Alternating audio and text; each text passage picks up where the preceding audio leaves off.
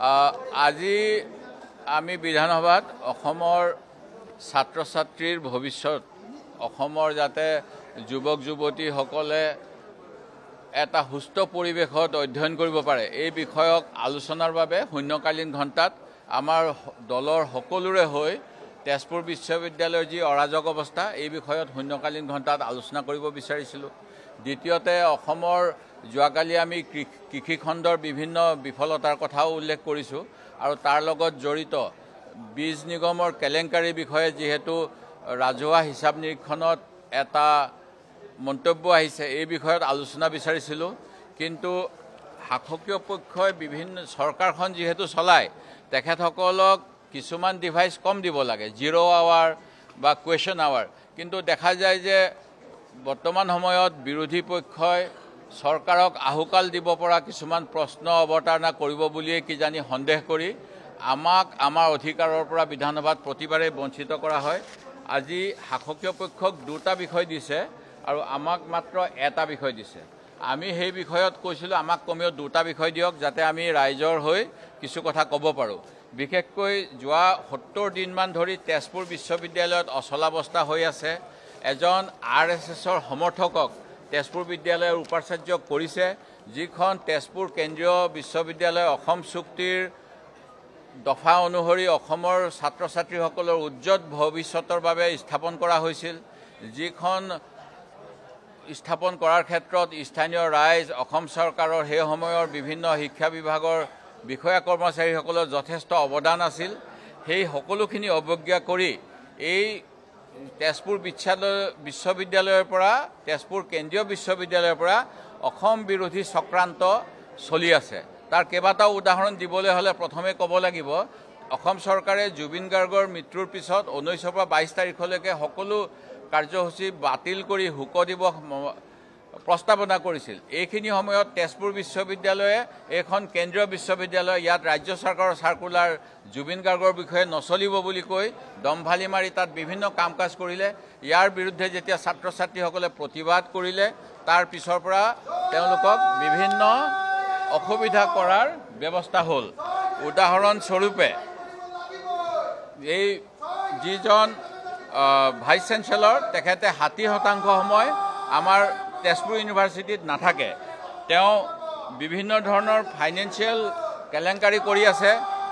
যিখন বিশ্ববিদ্যালয় 2016 চনত 5ম স্থানত আছিলে NIFR-ত, বৰ্তমান সময়টোত প্ৰায় 100%লৈ তেওঁলোকৰ পইণ্ট নামি গৈছে।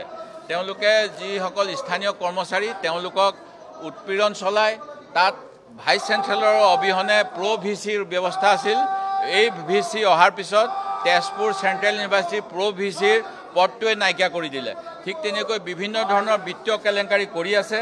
কম্পিউটাৰ পাৰ্চেজত 7 কোটি টকা, কিতাপ পাৰ্চেজত 6 কোটি টকা, লেপটপ পাৰ্চেজ, হোষ্টেল ফাৰ্নিচাৰ আৰু বিভিন্ন ধৰণৰ দুৰ্নীতি কৰি আছে।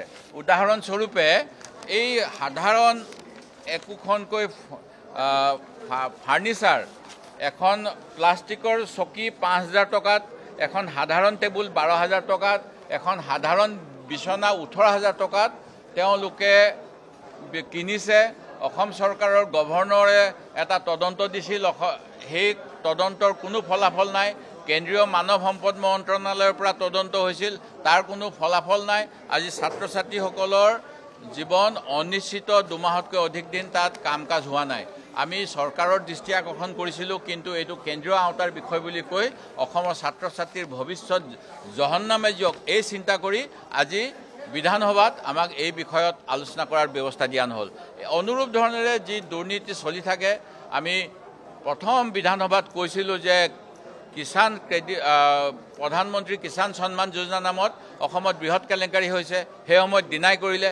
এতিয়া চৰকাৰে স্বীকাৰ কৰিছে 500 কোটিতকৈ অধিক টকা ভুৱা কৃষকে লৈ আছে, যি সময়ত অসমৰ মাত্ৰ 27 লাখৰ ভিতৰত 3 বা 4 লাখৰ কিষাণ ক্ৰেডিট কাৰ্ড আছে আৰু বীজ নিগমৰ আণ্ডাৰত বৃহৎ কেলেংকাৰী হৈ আছে। এই বিষয়টো আমাক আলোচনা কৰিবলৈ নিদিলে আমি সেই গতিকে সাময়িকভাৱে সদন ত্যাগ কৰিছোঁ। আৰু এটা কথা, যিটো 6 জনগোষ্ঠীৰ কথা কৈ থকা হৈছে, 1996তে কেন্দ্ৰীয় লোকসভাত প্ৰস্তাৱ গৃহীত কৰি অসমৰ যে 6 জনগোষ্ঠীক প্ৰয়োজন সাপেক্ষে সকলো ধৰণৰ বিষয় চালি জাৰি কেন্দ্ৰীয় চৰকাৰৰ ফালৰ পৰা 6 জনগোষ্ঠীক জনজাতি প্ৰদান কৰিবলৈ তাতে বিল উত্থাপন কৰা হ'ল। সেই বিল আজিও বিবেচনা নহ'ল। যোৱা 10 বছৰে 6 মাহৰ ভিতৰত অসমৰ 6 জনগোষ্ঠীক জনজাতিকৰণ কৰিম বুলি কৈ বিজেপি চৰকাৰে আভুৱা ভৰি আছে।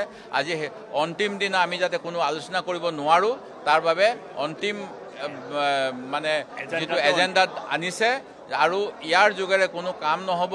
আমাৰ 98, 99 চনতে আমি প্ৰাইভেট মেম্বাৰ বিল কংগ্ৰেছ দলৰ ফালৰ পৰা উত্থাপন কৰিছিলোঁ। 2014 চনত সৰ্বদলীয় প্ৰতিনিধি দল দিল্লীলৈ গৈ সকলোকে সাক্ষাৎ কৰি কেনেকৈ দিব পাৰি সেই কমিটি ৰিপৰ্টৰ ভিতৰত কৈছিলে।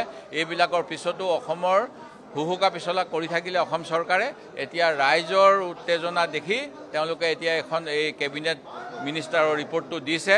আমি ভাবোঁ অহা ডিচেম্বৰৰ 2 তাৰিখৰ পৰা 19 তাৰিখৰ ভিতৰত যি লোকসভা ৰাজ্যসভাৰ অধিৱেশন হ'ব সেইখিনি সময়তে অসমৰ জনজাতিকৰণ ঘোষণা কৰি বিল আইনত পৰিণত কৰি অসমৰ জনগণৰ প্ৰতি যি অন্যায় সেই অন্যায়ৰ পৰা মুক্তি দিব লাগে।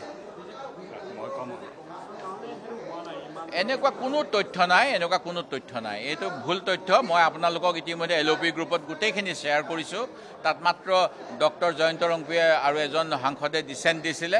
বাকী পৱন সিং ঘাটোৱাৰ, প্ৰবীণ শৰ্মা, অৰুণ শৰ্মা আৰু সকলো অসমৰ যিমান জনপ্ৰতিনিধি যিসকলক দিয়া হৈছিল তেখেতসকল সকলোৱে সহমতি জনাইছে।